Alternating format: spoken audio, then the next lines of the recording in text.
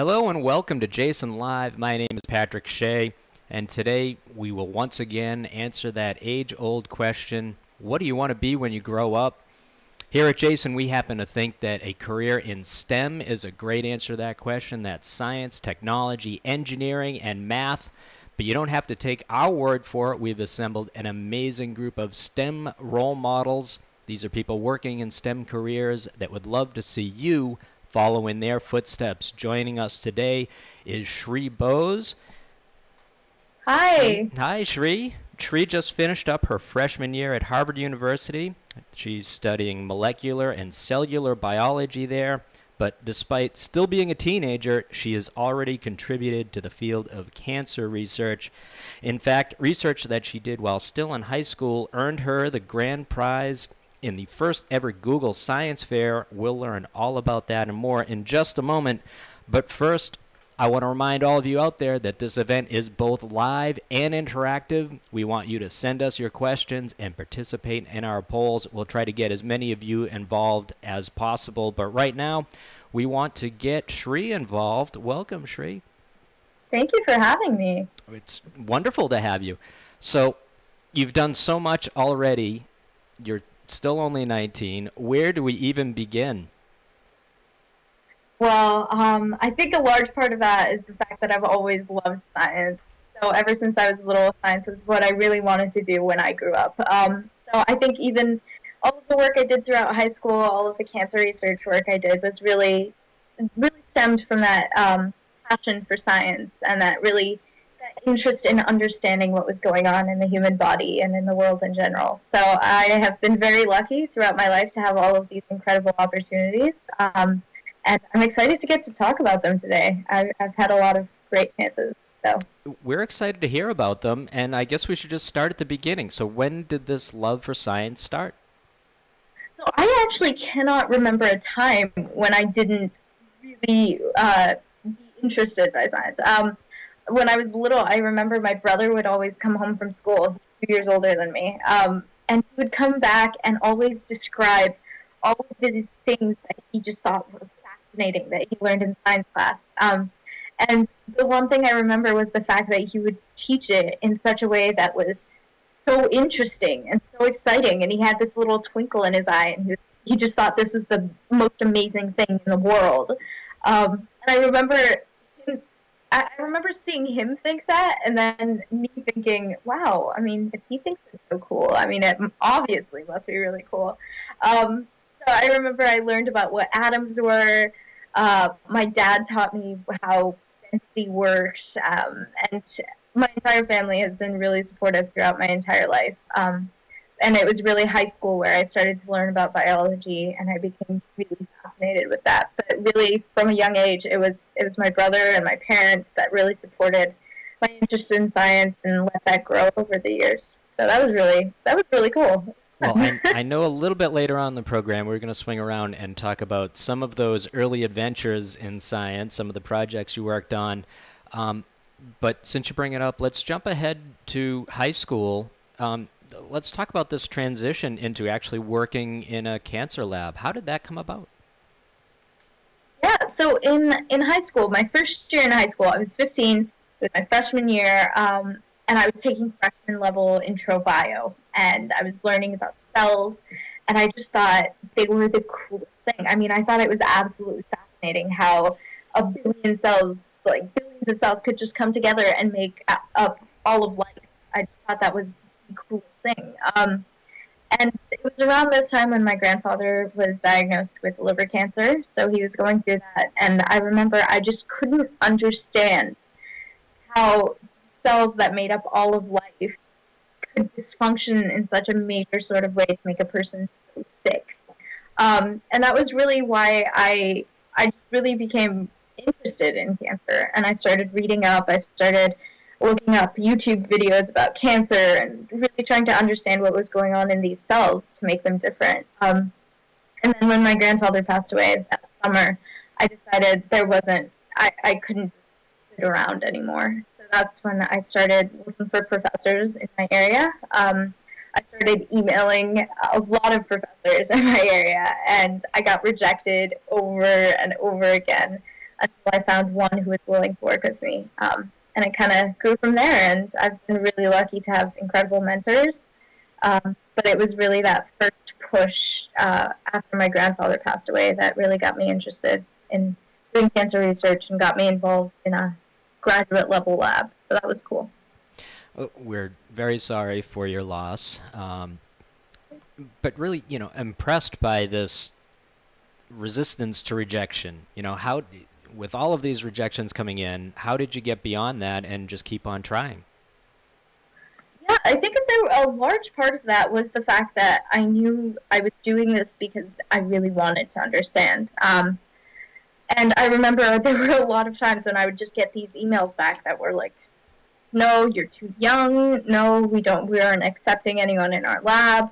And there were just these emails that very politely said that I couldn't do this at such a young age. And there were times when I was just like, maybe it would just be easier to wait a few years and then try again. But every time I would sit back, I would read something new. And I would see something new about cancer research and the work going on. And at that point, I just knew I couldn't sit around and just wait to get involved in a lab. I needed to do something right then. So that really made the rejections a lot easier. And after a while, you get used to them. You're like, oh, another no. Okay, cool. Next email. So it was really a trial and error process, but it works out in the end. So well, you've clearly proved all of those naysayers wrong who didn't think that you'd be able to do it. Talk to me about when you actually did hook up with a mentor and you started working in a lab. What was that like? Yeah, I actually still remember this. So Dr. Lokananda, who is the professor who first accepted me, who is an incredible woman, absolutely. Her first email back to me wasn't, yes, I'll take you. It was, come in and talk to me a little bit, and we can figure out if you can work in my lab.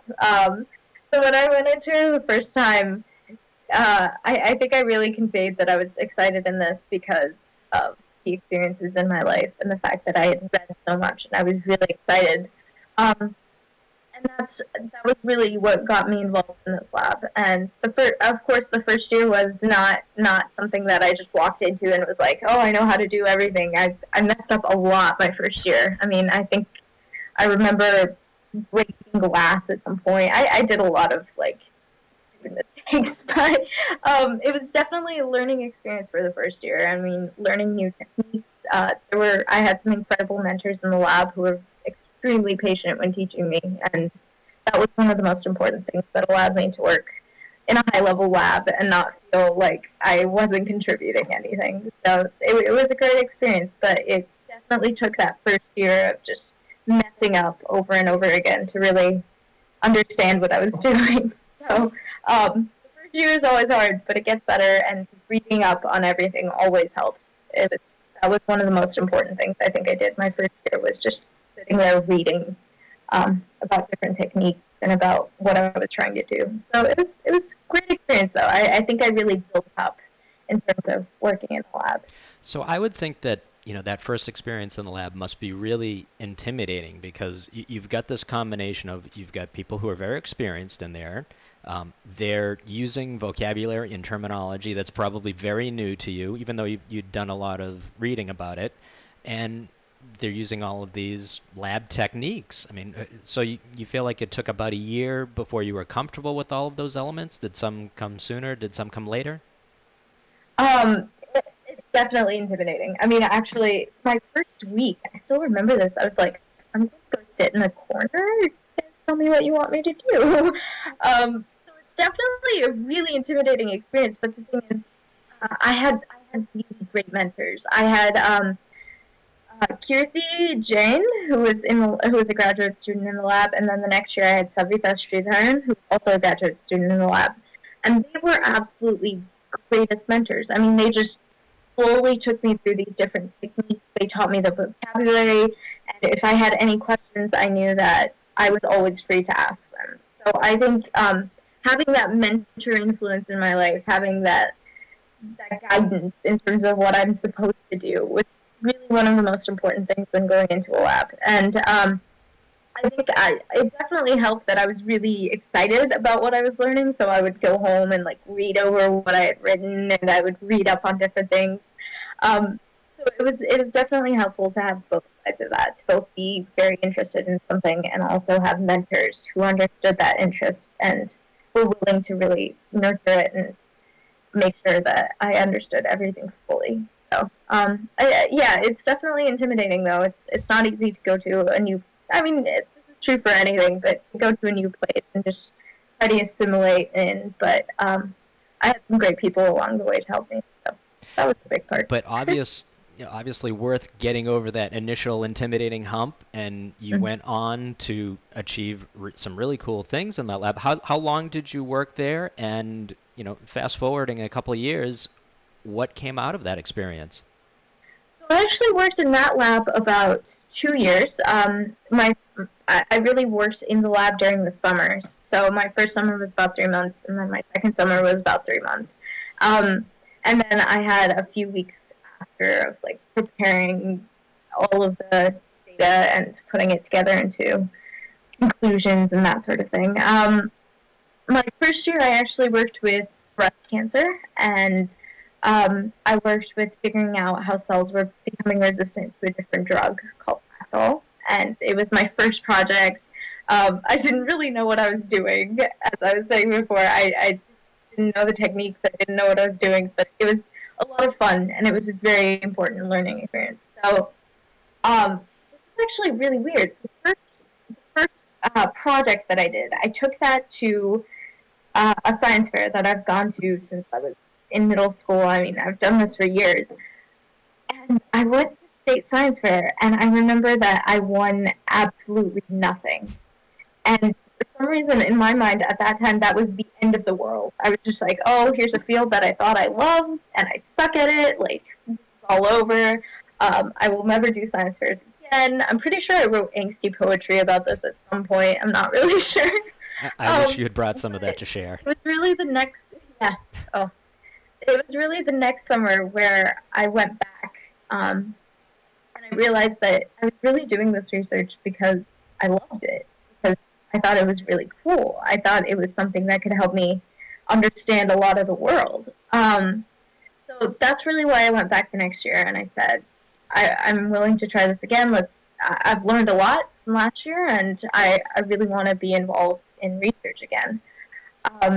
And that was the year when I started working on ovarian cancer, and I worked with a protein called AMP kinase, which is an energy protein in the cell, and I determined that that protein was really important in how ovarian cancer cells become resistant to chemotherapy drugs, a drug called cisplatin.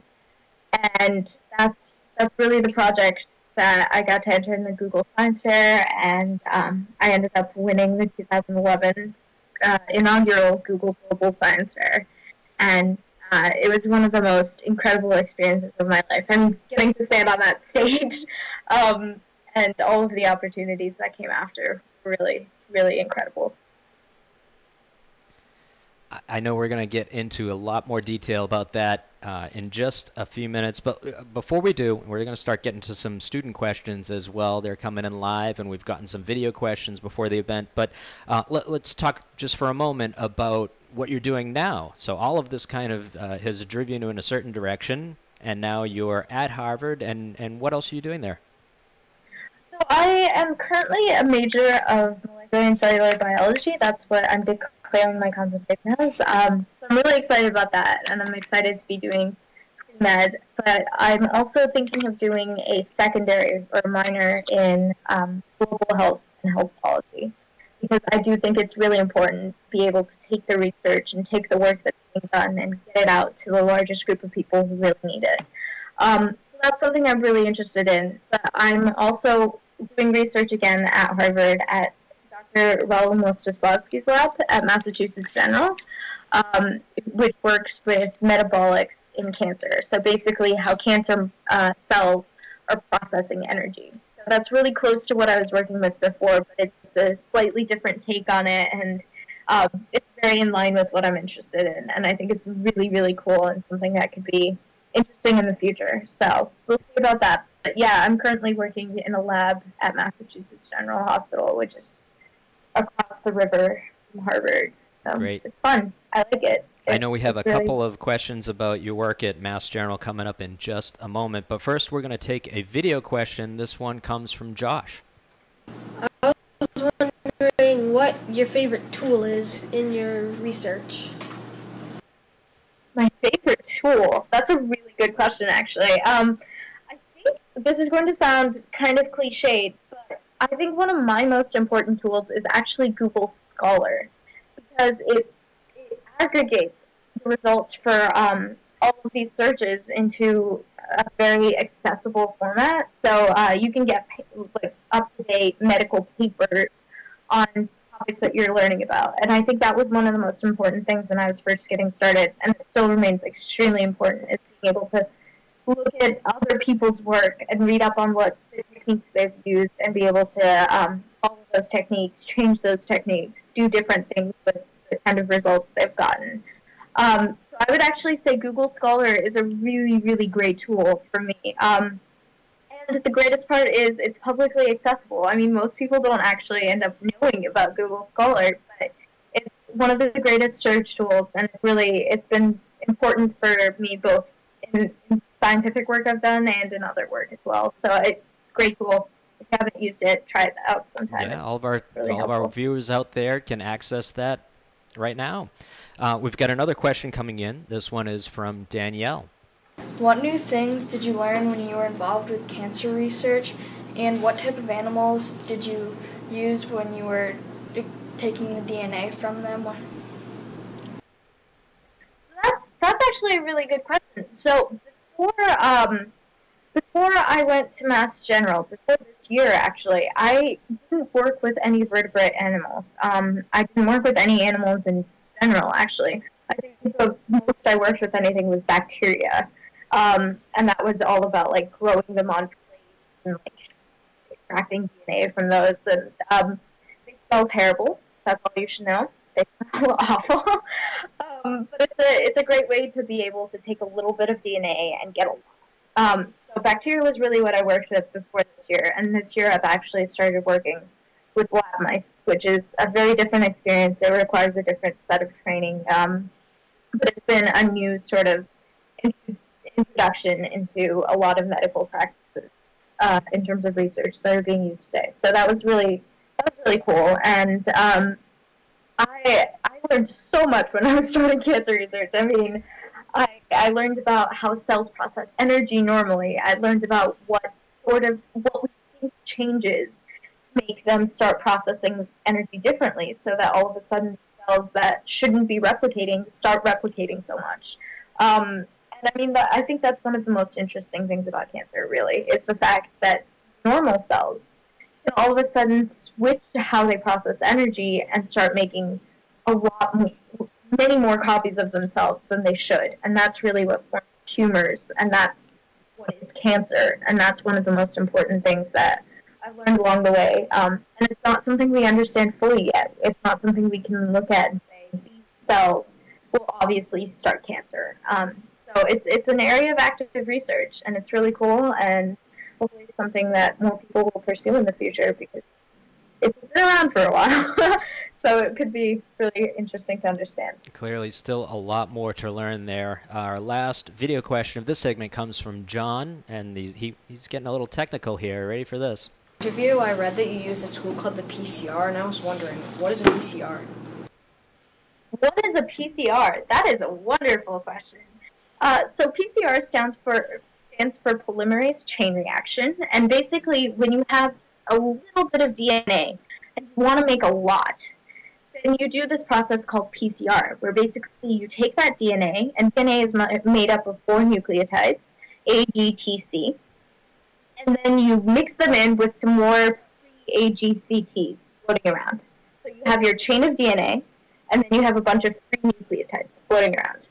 And then you do a bunch of heat cycles, all of these temperature cycles, which allow a special polymerase that you have go and bind to it and then create this other chain. And basically, by doing this cycle over and over again, you can amplify a sequence of DNA. You can make a ton of copies of it.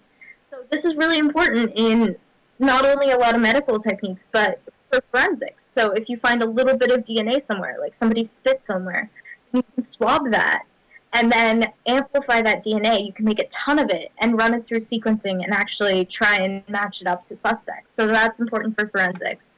And it's actually a technique that was pioneered by Kary Mullis, who won the Nobel Prize for that. And he's a Nobel laureate, and he was a judge for the Grand Prize for the Global Science Fair in 2011. So I got to eat dinner with him and talk to him about how he discovered it, and it was one of the coolest things. I mean, he served me chicken. I still remember that. He cut up my chicken for me, and I was like, "This is happening." Something you would never have imagined your STEM career leading to a Nobel Prize winner cutting up chicken for you. I'm going to jump into... It's an extremely important technique, and it's great that you know about it. I mean, it's an important technique that's really cool, and it's an innovative way of doing really important things. So. Well, you explained it very well. I'm going to jump into some text questions here. Our first one is coming in from Rebecca. She wants to know, what's your favorite part of working at Mass General Hospital? Oh, there's so many of them. It's a really cool environment. I think one of the newest things for me is the fact that it is a hospital. I mean, it's a place where people go to get treated, and I just go to a building right next to it that is still part of the hospital. And I get to do this research, and a lot of the samples that the lab uses are from patients who are in the hospital. So I think it's an interesting blend of being able to see where the clinical side of it, of being able to see patients coming into the hospital, and then getting to see what we can do with their samples, and really being able to figure out personalized medicine, being able to figure out what is the best treatment for these particular people. But I think my favorite part would really be being able to see the blend between coming in and doing bench research, which is something I haven't really gotten to do in the past, and I think that's my favorite part, definitely. Cool. We have another Mass General Hospital related question coming in now. This one's from Chloe. How do you manage to keep up with your grades in school and balance working at MGH? That is a really great question. That's something I've really worked with ever since I was doing research in high school. I mean, it's really a balancing act between doing research, doing these sort of extracurricular things, and also being able to keep up with your academics, being able to be on top of those homeworks and all of those classes and everything that you're supposed to do along the way. And for me, I think it really is it's a matter of prioritizing for me. It's being able to say that right now I need to go to the lab, I need to get this done.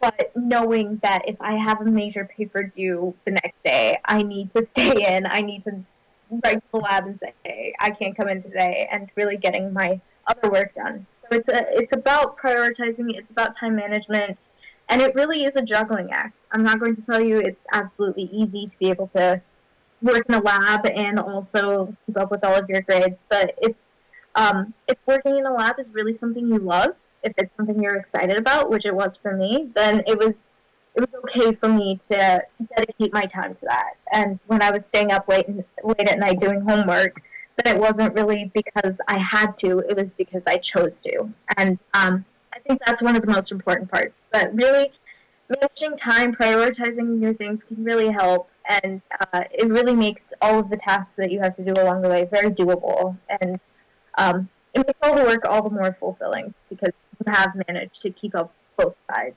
And it's a good point. Time management, really, whatever you want to do with your life in the future, you need to be able to manage your time. So it's a critical life skill. We've got another text question coming in. This one's from a teacher, Yvonne. She's looking for ways to explain mechanisms of cancer invasion to her 7th graders, and she wants to know any good analogies to share from your point of view. Oh, any good analogies? That's something that there's a lot of literature about, actually. I think a military metaphor is something that's been used a lot in the past in terms of describing cells as soldiers that are kind of cooling off as they invade. But but I do think that that gives a lot more negative connotations than is possibly necessary. I think I'm not sure if I have the best analogy for you, but I think one of the most important things for people who are first learning about cancer to understand is the fact that these are normal cells. These are your body's own cells that somehow change in a way that make them replicate like crazy. So basically, I've always, in my mind, for some reason, I've always thought of these as little bacterial cells that all of a sudden keep replicating. And as they replicate, they cut off other cells from oxygen and nutrients. And that's really what leads to the problems that we see with tumors. So really understanding that these are normal cells starting off, and then understanding that it's a clump of cells that forms a tumor and blocks everything else is a really important way of explaining cancer invasion to students and really understanding what is it that changes in cancer that's really harmful for patients. So I think if those two major points are hit, I think any analogy really works. But those two are important facets that are often overlooked. I think that's important. Awesome. Hopefully I'm sure Yvonne appreciates that helpful answer. We're going to switch gears right now. We are going to turn it around, and we're going to ask our audience some questions now. This is what we call our Stump the Audience game. Shree has put together a few multiple-choice questions, and we're going to bring up our first one right now. Again, you can answer these in the window just below this box. And the first one is, which of these cancers has Shree not worked with? Has she not worked with cervical cancer, ovarian cancer, or melanoma? We've got people answering already. What do you think, Shree? Ovarian cancer is taking the lead. Which of these have you not worked with? Not worked with ovarian cancer. 67% think. Oh, now it's down to 50%. What are the right answers? What's the wrong answer, Shree? I have actually never worked with cervical cancer. I have worked with ovarian cancer. It was actually what I did my project on for the Google Science Fair. I worked with drug resistance, and I worked with melanoma last summer when I was working at the National Institutes of Health. So, cervical cancer. I've never worked with cervical cancer. But there's always time. You've got a long career ahead of you. Could be next. Okay, we're ready for our next Stump the Audience question. Here it comes. Standing by for the stump number 2. And it's not coming through. Well, let me see if I remember it off the top of my head. Okay. Do you remember what it was, Shree? I believe number 2 was which project have you not worked on in the past? Yep. And number 1 was you have worked on a project to turn spinach blue. Have you worked on a project to create a remote-controlled trash can?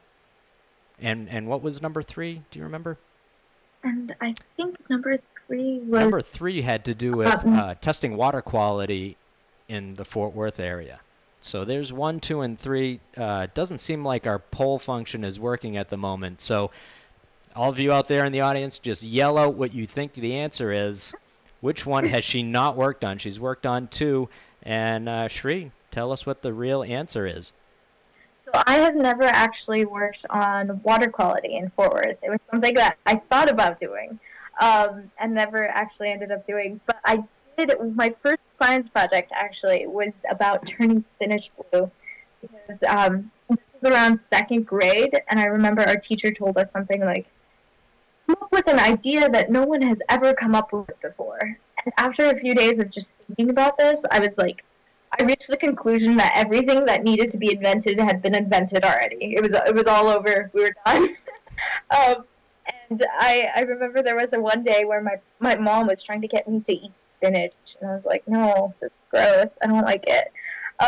And I thought it would be so much cooler if it was multicolored, so I decided to turn it blue, which really makes no sense. But my parents, being the oh so supportive people they are, they're wonderful. They bought me a spinach plant, and brought me a syringe and some blue food coloring, and I injected a spinach plant with blue food coloring to make it turn blue. And then I just put it in a cabinet, didn't water it, didn't give it sunlight, and after about 2 weeks, it was very, very solidly dead. And I took in this, like, dried, withered, like, semi-stained spinach plant into school as my first science fair project. So it got better from there. So the other one that we were talking about here, I actually have a video which might explain this a little better. Let's take a look. Hi, my name is Shree Bose, and I'm a 5th grader at Tanglewood Elementary. My invention is the wireless trash can for the handicapped. I made this invention on a cold night when I was trying to get out the trash. I accidentally knocked over the trash can, and I thought, how much pain would it inflict on handicapped people who could not even push out their trash? I had noble goals as a 5th grader. Also, I was super cute back then. I don't know what happened. You were. I did end up making a remote-controlled garbage can because I just didn't want to take out the trash, in all honesty. That was it. But I also thought it would be really helpful for individuals who were handicapped and who could possibly not roll out those big trash cans. I thought this would be something that would be really helpful in terms of helping them get out their trash and being independent and that sort of thing. So I did make a remote-controlled garbage can, though. I took the top off of a remote-controlled car and put a trash can on top, and then we could, like, remote control it around our living room. My mom was not happy after that day. There were many remote-controlled cars going around. We're actually going to have to just jump right to our third Stump the Audience question, and this one is, how many times has Shree met President Obama? We just posted this a little while ago, so people have already been answering. It looks like the majority think twice. What's the right answer, Shree? The right answer is twice. Yay! Yeah, the first time I met President Obama was actually in October of 2011. And we got to meet him in the Oval Office, which is really, really cool. He's actually one of the nicest guys. And he was just, like, leaning on his table. You can see that there. And all I could think of was, wow, that table is historic. And you're leaning on it. And you're the president. And I'm talking to you. So it was really, really cool. And I think one of the most fascinating things about that meeting was the fact that he was so genuinely excited about kids doing science, which is something that I think is incredibly important for any world leader, really, and it was really great to see in the president. And the second time was at the White House Science Fair. I got to present my project in the White House to a lot of really important people who were walking in. Like, Bill Nye, the science guy, was there. It was really cool. He just, like, walked up to my project and he was like, "Tell me what you did." And I was like, "Oh my goodness, I watched you, so good."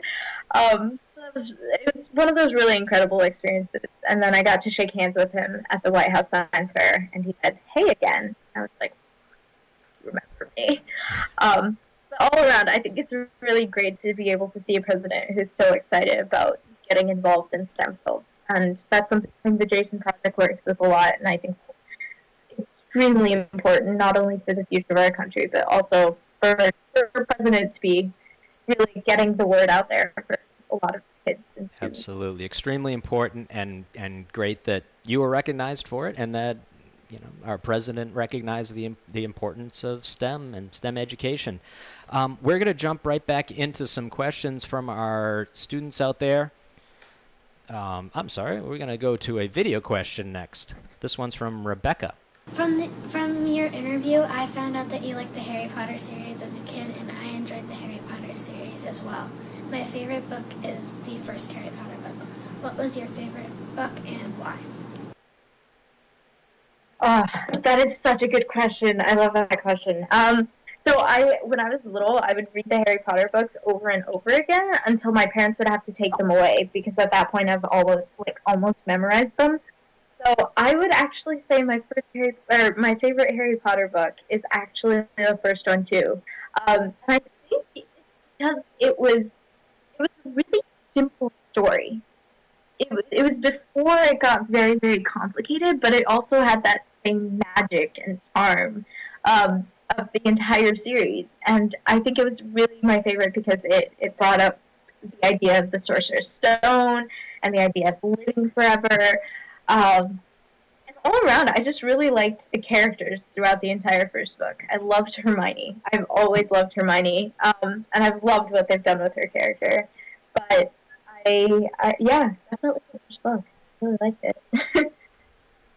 Awesome. We have some other kind of non-career related questions coming in here. This one, what new interests do you want to explore during your life?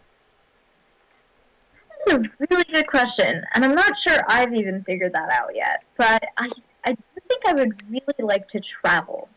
My parents always took our family on really big trips when we were little, and I don't think I was able to appreciate them fully because I didn't really know what was going on. But I got to go on a lot of trips throughout the past few years. I think my biggest one was to Slovakia and another one to India. And I've just loved getting to see different cultures, getting to see different people in their own environment. And that would hopefully be something I want to do in the future. And other than that, I don't know. I'm not really sure. I kind of want to learn Sanskrit. I'm hoping to do that, take a class in that next semester. And yeah, mostly travel though. I really think it'd be cool to be able to travel around the world. It'd be really fun. Travel is pretty cool. I encourage everybody out there to do as much of it as possible. We've got another question coming in. This one asks, what can kids do to help find a cure for cancer? That is an absolutely great question. I think the most important things kids can do to start off, at least, is to start reading up on what cancer is.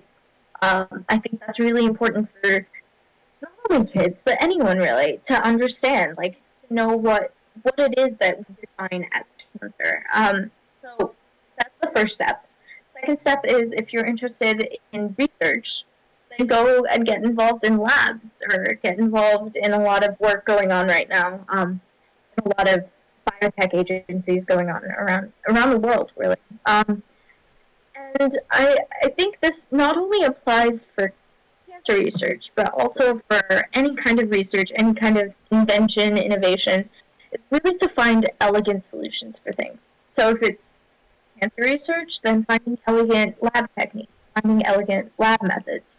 And if it's for a lot of inventions for people who aren't possibly able to get to these really high-tech labs, look at the problems around you. Look at what affects your society, what affects the people around you, and then come up with elegant solutions for those. But really, if you're interested in finding a cure to cancer, it's really about starting early, starting to read up, and finding what really interests you within the broad field that is cancer research. And what better example than sitting right before you right now in Shree, who started early and has just continued. Another question coming in. This one is from Hannah. She wants to know, do you ever have doubts in your ability to pursue this career? And if so, how do you overcome those doubts?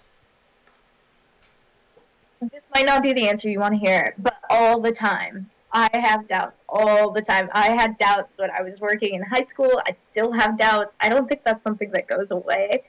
But really the only thing that can get you through that is the fact that you're passionate about it.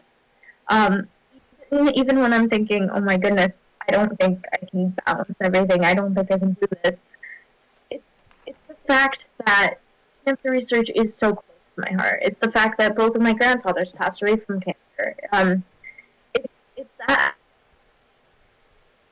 I'm really passionate and really excited about understanding what's going on that makes me more and more determined to find a career in this sort of field and to really cultivate that sort of career. And maybe that will change in the future. Maybe those doubts will kind of put me into a different line, but I know that no matter what I do, I will end up hopefully helping people in some sort of medical field in the future, either in terms of global health, in terms of cancer research, in terms of medicine. I don't know yet. You don't have to know yet. But it's really about knowing that you're passionate about this, that you want to help, and that you want to understand. And that's really what, even when those doubts are raging hard, that's really what gets you through that. And I think that's an important thing for anyone who's trying to get involved in cancer research to know. And that's what helps you get through the rejections as well. It's a great answer and great advice. We're almost out of time. I have one more. This is actually a comment from Mary Jo, and you know what? It just cut off a bit. But she wants to thank you. Maybe some of you out there can read it in the video box for. She says ovarian cancer isn't the only. I'm sorry, breast cancer isn't the only cancer women need to be concerned about, and she wanted to thank you for raising awareness of ovarian cancer as well, and for your work in that. We want to thank you here for taking the time today and inspiring us. You're an amazing STEM role model for all of the youth out there. You mentioned before how important it is to find great mentors, and now you're able to return the favor for some of the kids that are out there now, and I hope they look up to you and follow in your footsteps. Thanks for joining us today, Shree. Thank you so much for having me. All right, our STEM role model series continues next week with Roderick McLeod. Roderick is Chief Navigator of the EV Nautilus. He'll be joining us next May 30th at 1:30 p.m. Eastern. 2 weeks after that, we'll be joined by Atsuhiro Muto. He'll be joining us on June 13th. He is a glaciologist, and he has worked at both ends of the Earth, the South Pole and the North Pole. I'm sure he's going to have some amazing stories to share with us. As always, our live events schedule is always available on jason.org/live. We'll be posting events coming up for the fall season when we're back in school after the summer pretty soon, so keep an eye out there. In the meantime, like us on Facebook, follow us on Twitter. We'll have news about Jason Live events and really all kinds of stuff coming out of Jason on a weekly basis. So join us there. Once again, for Jason Live, I'm Patrick Shea. We thank you for joining us, and we'll see you next time. Take care.